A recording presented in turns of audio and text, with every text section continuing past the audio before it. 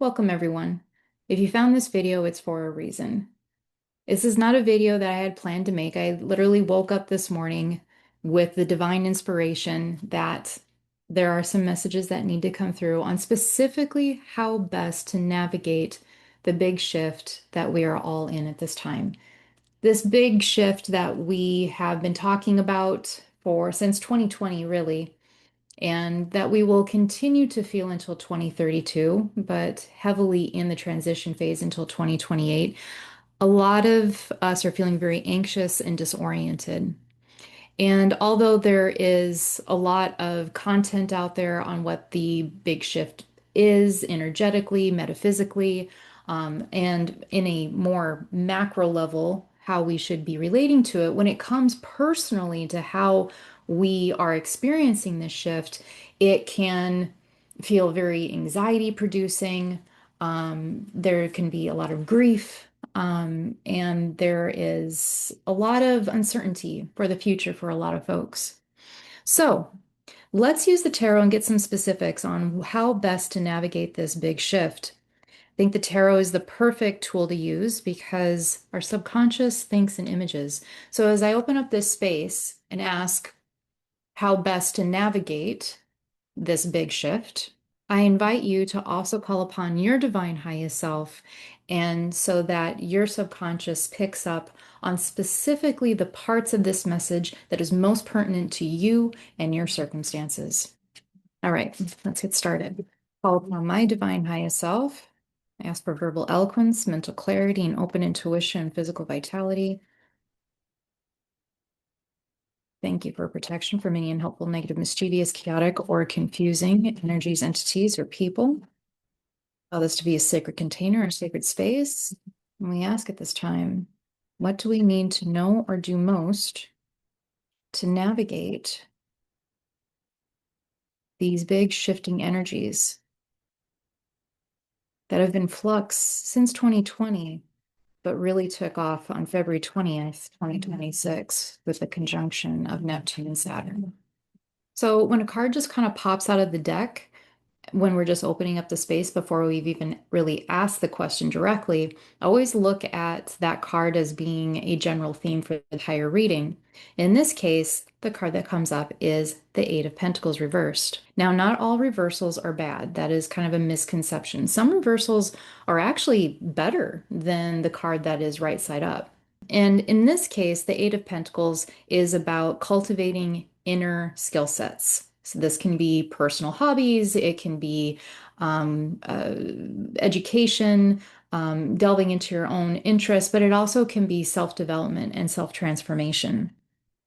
The other cards that come up specifically around our query is the Four of Cups, the Well card. This is a card that's specific to this particular tarot deck. It's not a traditional tarot card, but it is one that I really like.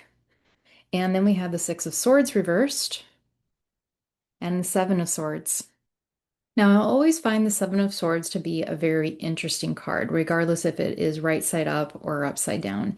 And in this case, I'd like to get some additional information on that one, please. Seven of Swords with the Lover's card reversed and the Three of Wands reversed. All right, so the Four of Cups is a not now, but later kind of card. It's a card that is talking about the need to meditate, to gestate, and to just be right here, right now with what is, because what is going on underneath the surface is something is gestating. The Well card in this particular deck is about the void from which all creativity comes. So we're being asked to get really quiet in order to be able to hear our intuition and to cultivate the discernment that's needed in order to get unstuck. So the thing that's creating a lot of anxiety for a lot of us is this feeling of being stuck. That's the Six of Swords. The Six of Swords in its reversal is like the boat is not shoving offshore. And when it's right side up, it's a card that indicates that we're temporarily moving through challenges in order to get to better times. But when it's in its reversal, the person in the card is not, hasn't left the dock yet. What's keeping this individual stuck is that there are some ulterior motives that are surrounding this person, and that there is a little bit of dishonesty. So, groups as well as individuals, it's almost like they're trying to get away with something. And that's why I pulled the clarity cards on that, because this can also be a card that's more around like strategy and having a plan B, so to speak. But in this particular case, plan B, which is indicated by the Three of Wands reversed, the relationships that once were, the communication, the connections that once supported this individual no longer are supportive. They are perhaps not even available. Perhaps some of these relationships have gone. And so here with this card, we actually have both of the themes playing out, both strategy and having a plan B, as well as the fact that plan B was inspired by necessity. And so then and that goes back to that whole Eight of Pentacles energy that we opened up the entire reading with, that the internal skill set that is being cultivated here is a keen sense of discernment and trusting yourself. So the Three of Wands, when it's in its reversal, it is said that the remedy to the stuckness that the Three of Wands reversed represents is the Two of Wands. The Two of Wands is a card where the person is preparing for this journey. Whereas the Three of Wands is they're waiting for their ship to come in. So this is very similar to the kind of energy and the messages that are coming up with the Six of Swords card. And what will allow the person to prepare for this journey the best is to be able to listen to their own internal guidance system, because there are people within your field, there are people within your circles. This could be friends, it could be coworkers, it could be bosses, it could be family, it could be people that actually have your best interests at heart, or they think they do, but their guidance is misguided. So, for example, it might be family members who have good intentions, but their guidance in their advice is coming from a place of fear. It could be a boss who cares more about what they can get from you versus your own well-being. So that is the kind of energy that is surrounding the space. And so don't let yourself get pulled in to other people's stories, projections, fears, or ulterior motives. This also, I think, represents what is going to be going on in the global sphere, especially through the end of 2026, from June to December.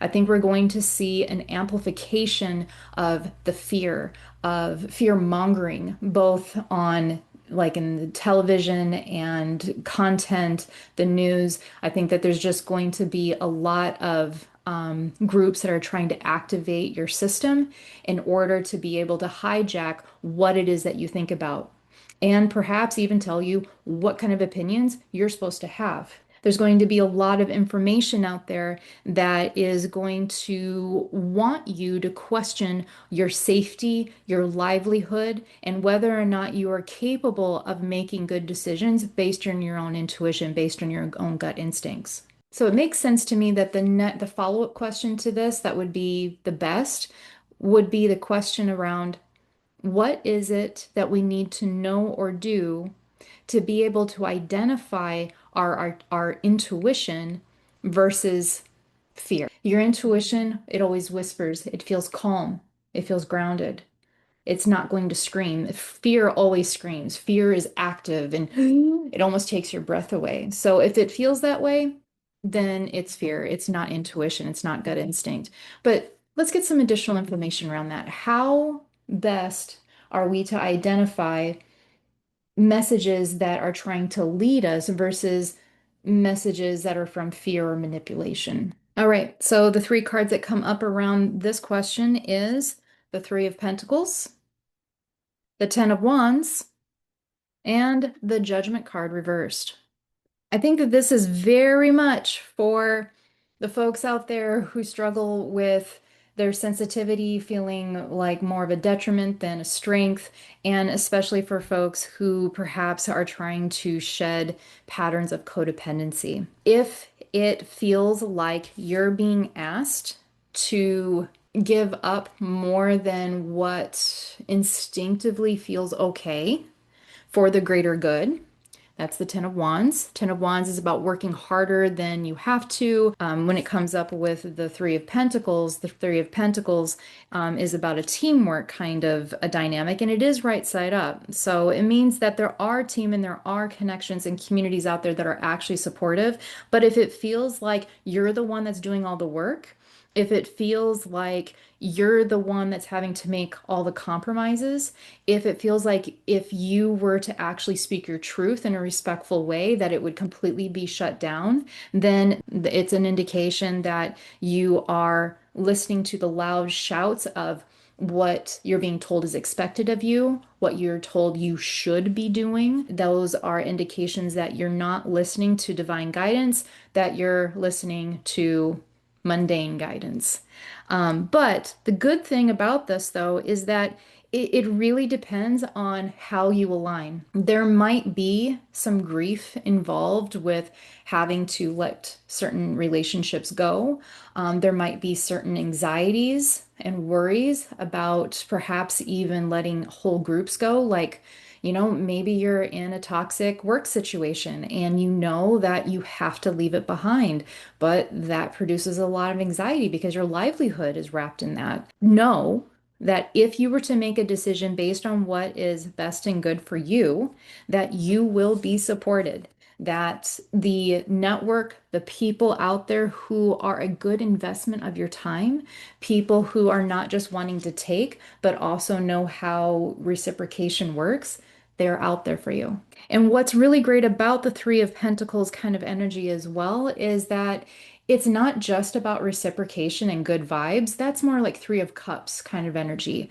Three of Pentacles is about groups or of people coming together in a collaboration where they create something more than any one of them could have created by themselves. So I think this is specifically for folks who this big shift is really affecting your career the most, that is really the thing that's shaking your foundation. And there may even be some acknowledgement of like, I know that this wasn't exactly working for me, but I was making ends meet. I was surviving. Now I'm not really sure exactly how I'm going to survive. This is a shedding that's saying that it's not even that you're going to survive, but that there is an opportunity to find people, connections, community, groups, organizations where you can thrive. But first, we have to get through the fear.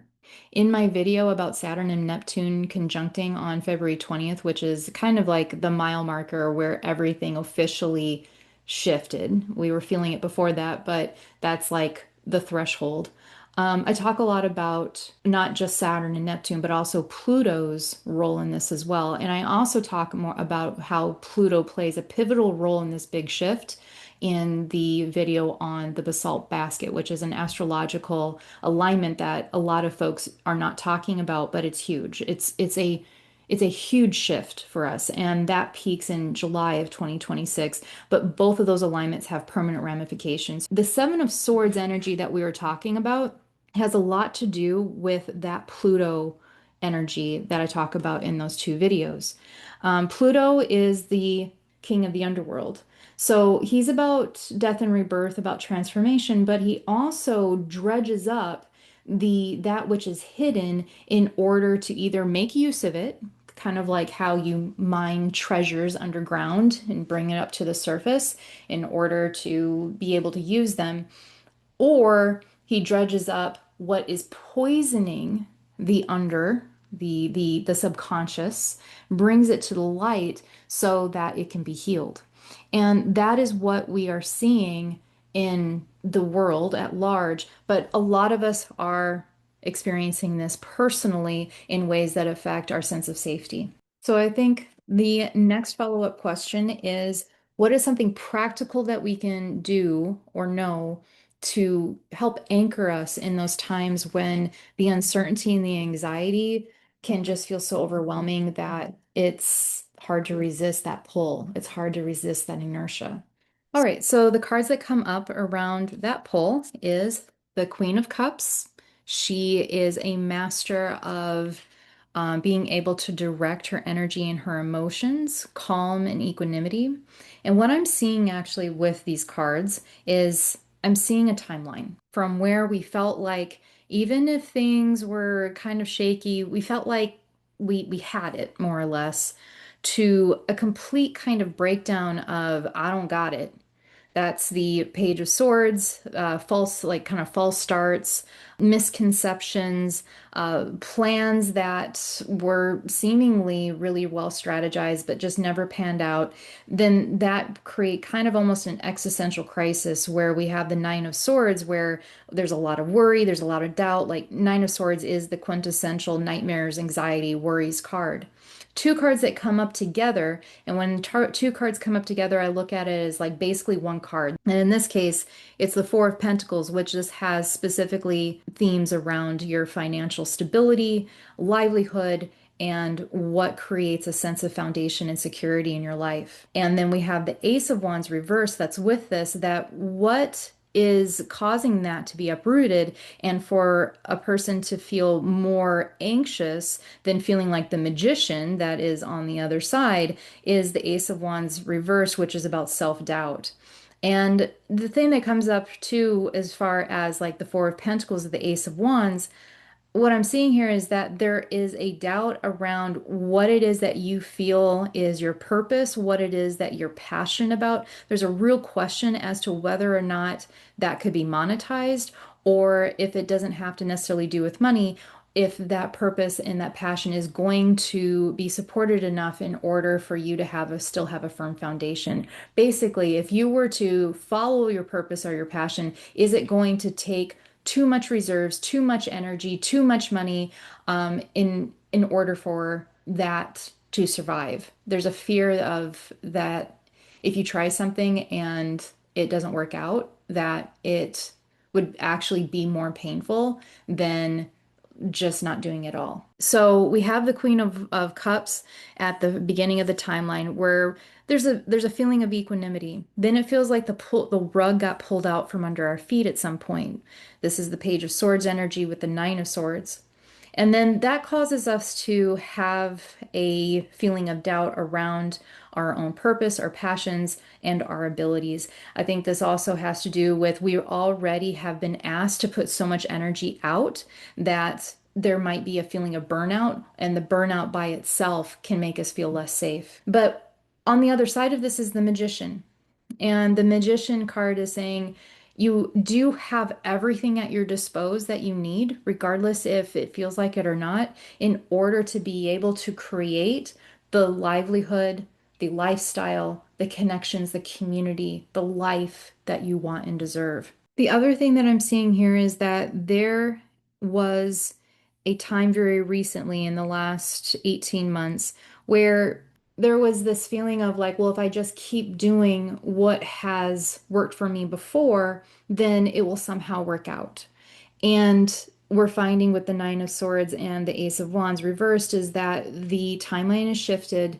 We're in the Great Shift, and what has worked before no longer works now. So, for example, perhaps the way that you had gained income, even if it wasn't the most fulfilling, it did give you a certain amount of stability and comfort. It was worth whatever energy, whatever sacrifice you had to make in order to be able to have the lifestyle that you currently have. And then something happened. And either that's just not working for you financially anymore or energetically, spiritually, whatever, it doesn't work for you anymore. But because the mind only can focus on what it is that it has already known and what it's already experienced, it's wanting to still go back to those old patterns. It's wanting to go back to those old strategies that worked before. And what's creating this inconsistency of confidence on doing something different is because there is a feeling of, well, I only have so many energetic reserves. I only have so many monetary reserves. I only have so much resources at hand. If I were to do something different, is it going to cost too much to where then I'm going to be in a greater deficit in some way than I am now? And that's a very valid point. It's a very valid question. Because anytime we take some sort of risk in life, it does need to be calculated. Let's pull some cards and see what would happen. I mean, the Magician card says that it's going to be okay, that it's going to work out. Let's just pull a card or two on how best to make that transition from that Ace of Wands reversed energy to the Magician. The Queen of Swords is a communication card.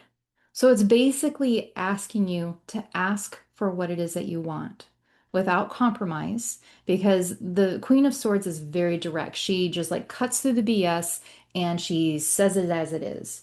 She's not in her reversal, so she's not being overly demanding or commandeering or anything of that nature, but she is saying it as it is. So there's no room for people pleasing. There's no room for over compromising on your vision, over compromising on what it is that you really need and want in order to get where you need to go. The thing that comes to my mind is the throat chakra. The throat chakra is the great purifier. The Sanskrit name is Vishuddha. A lot of folks always think of the sacral chakra as being the place of creativity. That's because the sacral chakra is where we make babies, where we create new life, and it's also the place where we feel desire. But where we move that desire and actually bring it into expression is the throat. So the throat chakra, it's basically saying you need to speak your truth. You need to express yourself, even if it isn't verbally. This could be by writing, this could be emails, this could be petitioning, this could be art. There is something that by allowing yourself to be seen and to be heard, that is what's going to keep that fire of that desire and passions burning, because suppressing that voice, suppressing that expression is the very thing that is going to feed the uncertainty and the doubt. It will always be in the realm of what if you don't speak, if you don't express. And through that expression, then the magician. The magician is the one that has all of the elements at his disposal. He has the intellect of air. He has the fire of passion and courage. He has emotions. Emotions are the magnetic life force of whatever it is that we're wanting to attract. And with the cups, and he has the pentacles. He does actually have the tangible resources necessary at your disposal in order to be able to create the kind of life, the kind of expression, the kind of connections that you want, need, and deserve. Now, I know that we have been talking primarily about the last part of 2026, June to December. However, this message is timeless. So, regardless of when this might have shown up in your algorithm, this message is undoubtedly for you. And the cosmic shifts that have happened in 2026, starting actually in 2025, but the most significant being Saturn and Neptune conjuncting at 0 degrees in Aries and the Basalt Basket, those shifts are permanent. And if you'd like to know more about those, check them out in the next videos. The link is in the description below. And you don't have to walk on this journey alone. Click on the link below in the description to join our free community, where you will get instant access to a complimentary playlist to subscribers only that gives empathic, somatic, and energetic support that you can do in minutes to help protect your sensitivity in a very loud world. My name is Gulveg. Thank you for joining me here at Be the Whole You. I'll see you in the next one. Thanks. Bye-bye.